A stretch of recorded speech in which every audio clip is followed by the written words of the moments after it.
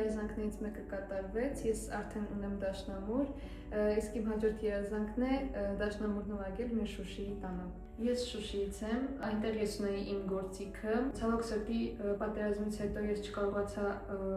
ինձ հետ վերցնել գործիքը։ 20 թվականից հետո, երբ տեղափոխվեցինք Ստեփանակերտ, այնտեղ ընդունվեցի Սայաթ-Նովայի անվան քոլեջը,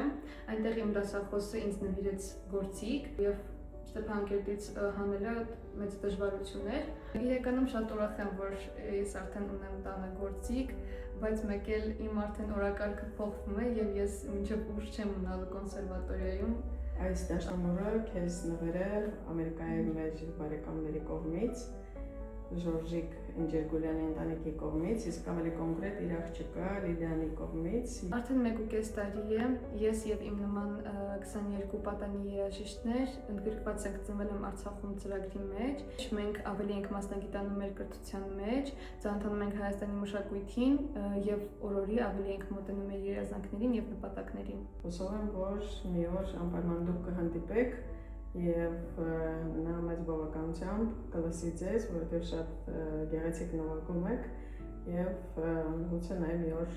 համերգով լինեք Ամերիկայում։